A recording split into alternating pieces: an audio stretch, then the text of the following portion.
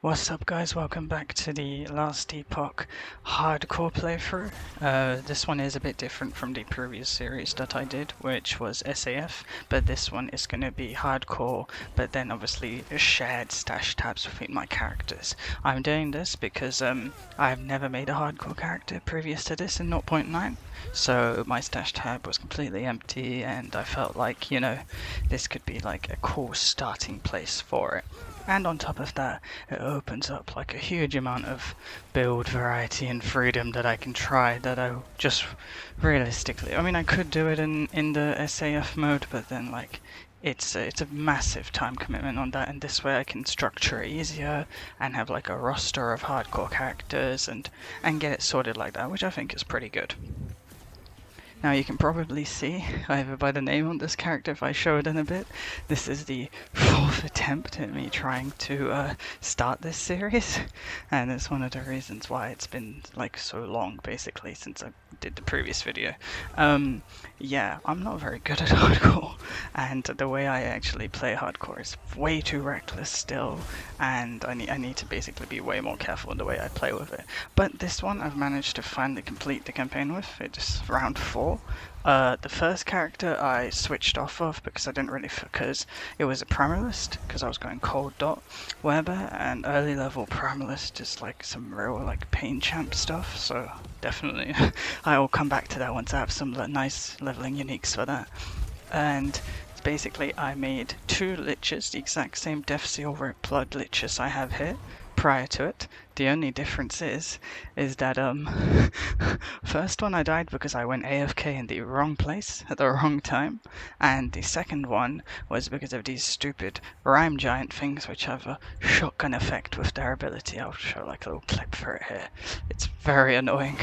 I just killed a lot of my softcore characters too, but I never really cared about it, but now I know how to properly avoid it basically. But yeah, this is the Death Seal Rip Blood build. It's available on Max Roll if you want to try it. It is honestly my favorite Lich build ever. Like, it's honestly so fun in terms of clear, and its single target's pretty good. And yeah, so basically I'm gonna just go through, this episode is just gonna be me going through like my early progression in the monolith with this character, and also maybe might like show some of the other characters in the hardcore roster and what my plans are with that. But yeah, thank you for watching. I'll see you in just a sec. In terms of like super early game monolith for this build, it's like, it's pretty nice, but like the few gimmicks of it is that before you get the damage leached as health nodes on the tree, so this is like, while you're still like early level 50s and stuff, sustaining Reaper form when there aren't like too many mobs around is a pain, and even when there are a lot of mobs, sometimes the health degen, it just overrides your leech, and it can be a bit annoying, especially when it kicks you out of Reaper form, and then for like you obviously don't want to use Death Seal too much then, because then your health is like low, it's going to be like 300 and it's a risk. But other than that, like the rest of the clear while you're in Reaper form is quite buttery smooth, and it's very enjoyable actually. It's pretty good, yeah. So I just want to go off on like a little tangent here, but it's mainly just about like how much of a difference I felt playing in hardcore compared to like all my previous runs in softcore. Like, even if it's for something small, like say like I go AFK, or even if not, or like, just rush into like a huge pack of mobs or anything like that, like stuff you would not care about in softcore, because like if you die, then the game hardly sets you back during the campaign.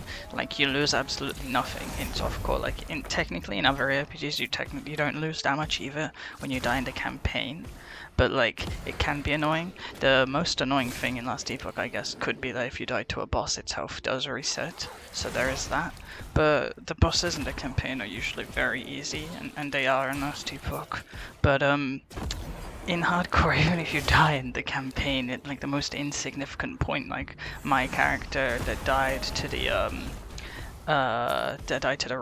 Rhyme Giants, literally was in the Alpine Hall, so it was in the final part. So like, when your build just starts to come online and you're getting ready to like, power up basically, because you're no longer leveling for it and stuff, and it's just super frustrating. But at the same time, I have found that it is like a completely new way to play, and it's kind of like my first time doing it, of course, properly, as in like I want like multiple hardcore characters, and I'm gonna try continue just to push to see how far I can bring it. Because if you watch my previous series, you'd see that I died in normal monoliths, right? I didn't even get to empowered, and I died to an Orbis because I thought I could take it on, and I was basically kind of cocky with it, and yeah, bad idea.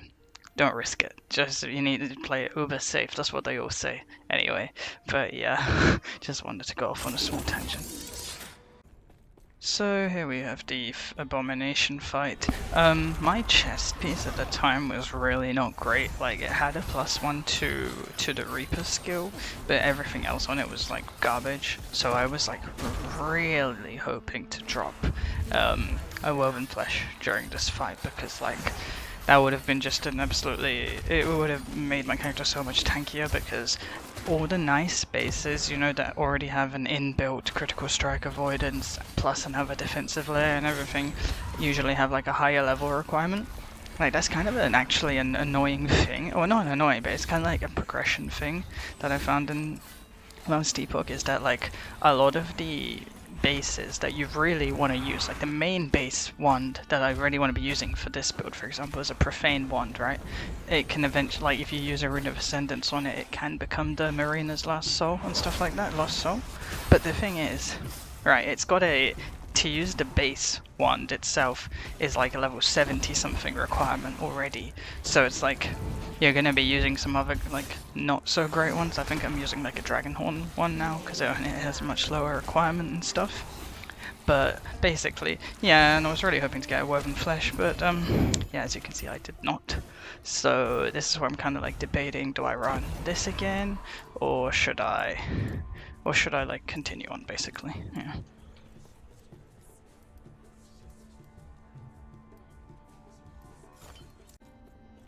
So I thought, unlike the previous series where like I just like after I didn't get it the first time, I just continue on, move on to the next monolith. I really did not feel ready to fight the Black Sun final boss one there, the Echo boss. So I went back to fight Abomination again, but once again we were unlucky.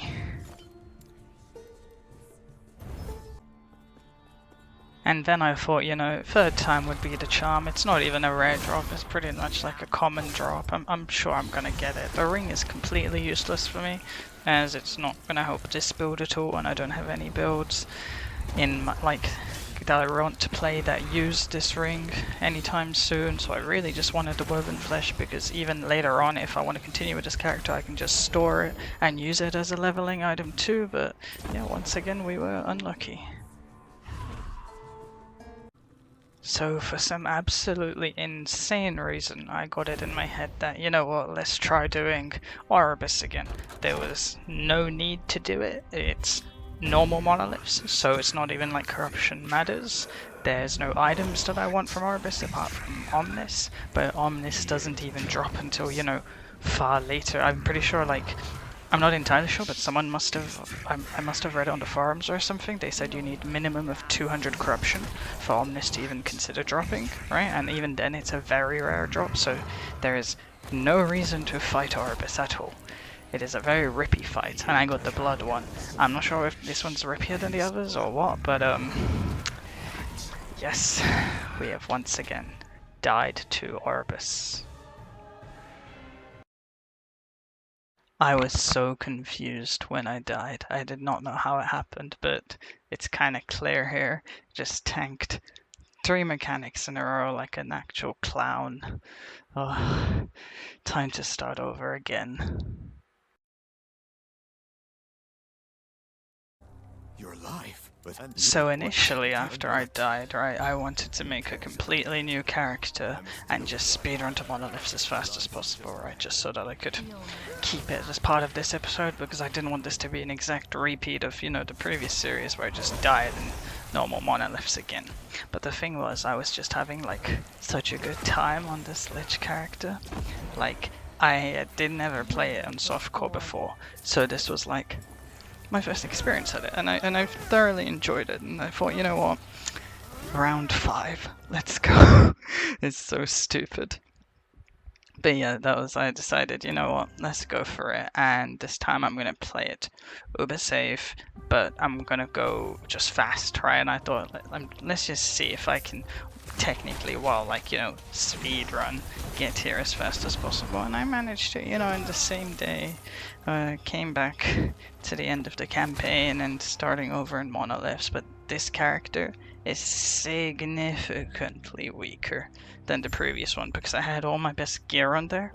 So this one still has some gear, like I luckily dropped a spare grimoire, so the relic is good, and my old staff that I was using on my character, I just kept it in like a leveling stash, so it was able to take over for that. But a lot of the other gear is very, very weak. Like, in the character that died, I did actually manage to get a new chest piece, right? It had like +2 to like rip blood and stuff, so it was like a really nice chest piece. So on this character right now, going into monoliths, it's back to the +1 to reaper chest piece, which is kind of annoying and meh, but it's fine. We're gonna restart, and we're not gonna die this time.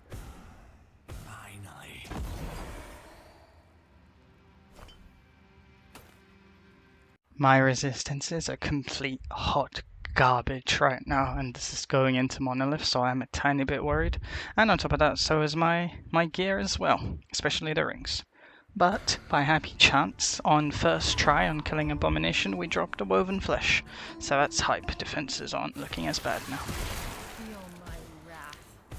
So I'm just making my way through the mini bosses in the Black Sun monolith now, you know, the lead up ones before you fight Riot, I think there. Right, as of right now, my defenses are feeling much better than they were in the Fall of the Outcast monolith, but my damage in terms of single target is a tiny bit subpar, so I definitely do need to get that one. I need to get a better, either a wand and a catalyst, or just a better staff, really.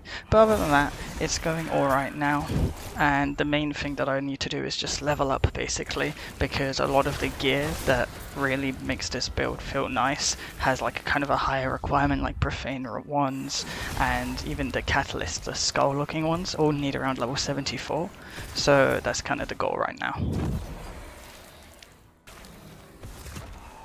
So another idea that I'm having now is to just have one or two other characters leveled and geared up around to this point, you know, like halfway through normal monoliths, just so that if something happens to my main character now, which is the Lich character, I have like an insurance like to fall back on. I don't need to start all the way from the beginning, especially, you know, when it feels bad when a character rips and things like that. My current idea of like the two to do are to finish up the cold dot web that I mentioned earlier.